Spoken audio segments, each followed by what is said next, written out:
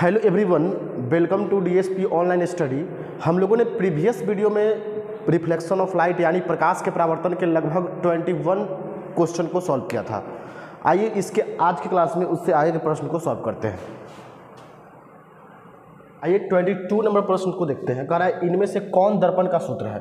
तो दर्पण का सूत्र क्या होता है, 1/v प्लस 1/u बराबर 1/f होता है। तो इसका ऑप्शन क्या हो जाएगा, इसका ऑप्शन हो जाएगा ए।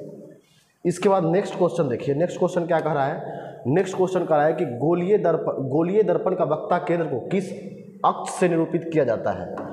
गोलीय दर्पण के वक्ता केंद्र को यानी वक्ता केंद्र यानी तो उसको सेंटर ऑफ कर्वेचर उसको सी से निरूपित किया जाता है। अगर पूछे कि पोल को किससे निरूपित किया जाता है तो पोल को पी से किया जाता है। पोल मतलब ध्रुव, ध्रुव को किससे, पी से। एफ से किसको किया जाता है तो एफ से किया जाता है फोकस को। बड़का एफ से फोकस को, छोटका एफ से फोकल लेंथ को, फोकस दूरी को। इसके बाद नेक्स्ट क्वेश्चन देखते हैं। नेक्स्ट क्वेश्चन क्या कर रहा है,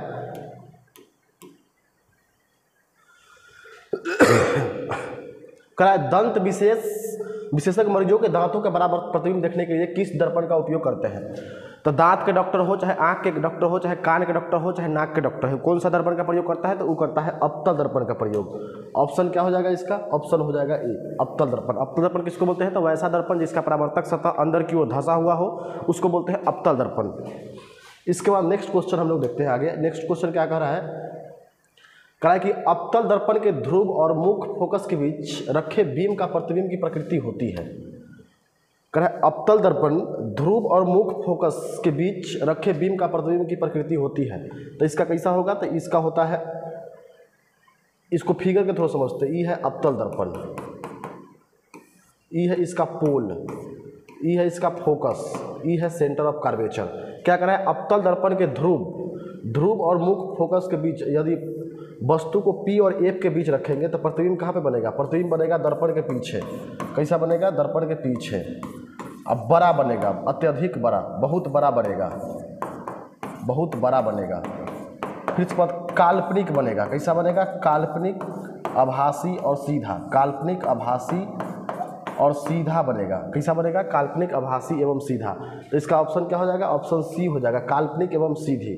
आभासी एवं सीधी ये भी ऑप्शन सही है, लेकिन दोनों होगा। ऑप्शन इसको 2 बार रिपीट हो गया है तो क्या होगा, काल्पनिक एवं सीधी, चाहे आभासी एवं सीधी, दोनों ऑप्शन सही है। बोथ बी एंड सी हो जाएगा इसका आंसर।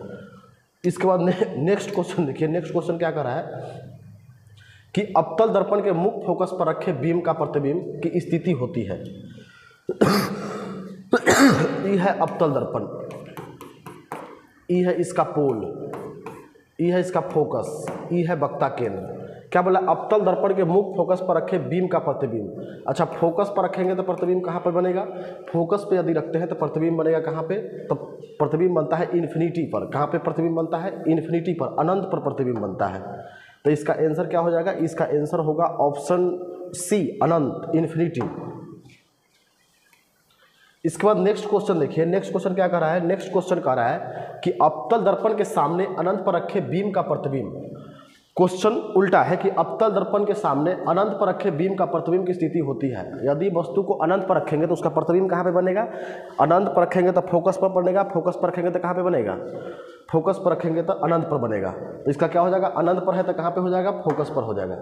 कहाँ पे होगा, फोकस पर। इसको देखते हैं, यदि फोकस पर रहेगा तो कहाँ पे बनेगा प्रतिबिंब, अनंत पर बनेगा। यदि अनंत पर वस्तु को रखेंगे तो कहाँ पे बनेगा, फोकस पर। यदि वस्तु को F और C के बीच रखेंगे तो कहाँ पे बनेगा, C, और F के उल्टा क्या होता है, F कहाँ पे बनता है, अनंत पर। तो यहाँ पे अनंत लिख देंगे। यदि वस्तु को P और F के बीच रखेंगे यानी ध्रुव और फोकस के बीच रखेंगे तो प्रतिबिंब कहाँ पे बनेगा, दर्पण के पीछे बनेगा, दर्पण के पीछे। यदि वस्तु को C पर रखेंगे तो प्रतिबिंब कहाँ पे बनेगा, तो प्रतिबिंब जो है C पर ही बनेगा, बराबर बनेगा। कैसा बनेगा, बराबर बनेगा, वास्तविक बनेगा और उल्टा बनेगा। यदि वस्तु को इन्फिनिटी और C के बीच रखेंगे, कहाँ पर रखेंगे, इन्फिनिटी और C के बीच, तो प्रतिबिंब कैसा बनेगा, C, और इन्फिनिटी का उल्टा क्या होगा, फोकस, यानी C और F के बीच बनेगा। इसमें टोटल 6 केस होता है। करा गोलीय दर्पण के परावर्तन पृष्ठ की वृत्ताकार सीमा रेखा का व्यास कहलाता है।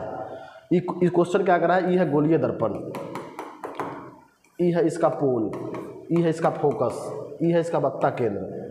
अब इसके बीच का व्यास बोला है, यानी इसका डायमीटर बोला है। क्या बोला है? डायमीटर, यानी चौड़ाई बोला है, तो उसको बोलते हैं गोलीय दर्पण का द्वारक। ऑप्शन डी हो जाएगा। मुख फोकस बोलता, तो अगर फोकस बोलता तो फोकस का क्या डिफिनेशन लिखते हैं कि प्रकाश के लिखेंगे कि जब ई है क्या? प्रधान अक्ष। प्रधान अक्ष किसको बोलते हैं? तो वक्ता केंद्र और ध्रुव से गुजरने वाली रेखा को बोलते हैं प्रधान अक्ष। अब फोकस किसको बोलेंगे? तो प्रधान अक्ष के समांतर आ रही प्रकाश की किरणें जिस बिंदु पर मिलता है या मिलता हुआ प्रतीत होगा उसको बोलते हैं फोकस। क्या बोलेंगे? गोलीय दर्पण के केंद्र को बोलते हैं वक्ता केंद्र। फिर इसके बाद दर्पण के मध्य बिंदु को बोलते हैं ध्रुव, पोल। क्या बोलते हैं उसको? पोल, ध्रुव। और ध्रुव से लेकर फोकस तक की दूरी को बोलते हैं फोकस दूरी। इसको छोटका एफ से सूचित करते हैं, इसको फोकल लेंथ बोलते हैं इंग्लिश में। फिर ध्रुव से लेकर वक्ता केंद्र तक की दूरी को क्या बोलते हैं? तो इसको बोलते हैं रेडियस ऑफ कर्वेचर, वक्ता त्रिज्या। इसको आर से सूचित करते हैं। चलिए इसके बाद नेक्स्ट क्वेश्चन हम लोग देखते हैं। नेक्स्ट क्वेश्चन क्या कर रहा है कि यदि किसी बीम का प्रतिबिंब का आवर्धन ऋणात्मक है तो उस प्रतिबिंब की प्रकृति क्या होगी? तो उसका वास्तविक और उल्टा होगा। कैसा होगा? वास्तविक और उल्टा होगा। जैसे में देख रही हम लोग अपतल के केस में साइन कन्वेंशन में पढ़े थे, अपतल के केस में कि यदि भी जो है वास्तविक होगा, भी यदि निगेटिव होगा तो कैसा होगा? वास्तविक रहेगा तो भी क्या होगा? निगेटिव होगा। क्या होगा? निगेटिव। काल्पनिक होगा तब क्या होगा? काल्पनिक यदि होगा तब जाके पॉजिटिव होगा। वास्तविक है तो कैसा होगा? उल्टा होगा। तो ऑप्शन ए हो जाएगा इसका। इसके बाद नेक्स्ट क्वेश्चन देखते हैं। नेक्स्ट क्वेश्चन क्या कर रहा है? नेक्स्ट कर रहा है कि निम्नलिखित में से कौन उत्तल दर्पण की फोकस दूरी जिसकी वक्ता त्रिज्या 32 सेंटीमीटर है?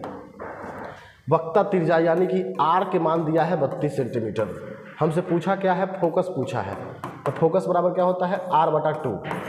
तो 32/2 तो कितना हो जाएगा इसका आंसर? 16 हो जाएगा इसका आंसर। ऑप्शन क्या हो जाएगा इसका? ऑप्शन सी होगा।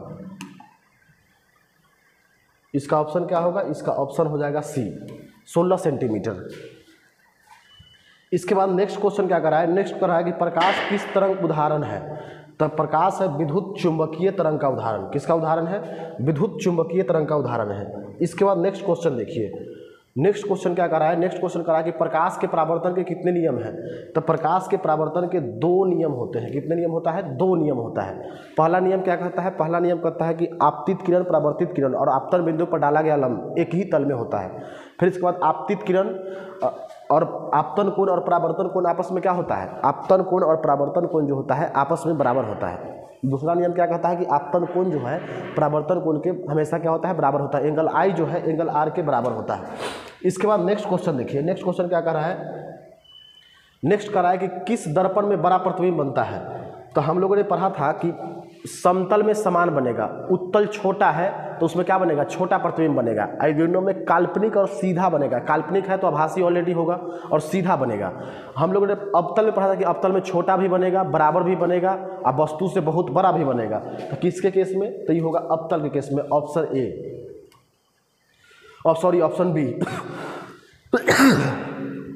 इसके बाद 34 नंबर क्वेश्चन देखिए। 34 नंबर क्वेश्चन क्या कर रहा है? कर रहा है गोलीय दर्पण में फोकासांतर एवं वक्ता त्रिज्या के बीच संबंध है।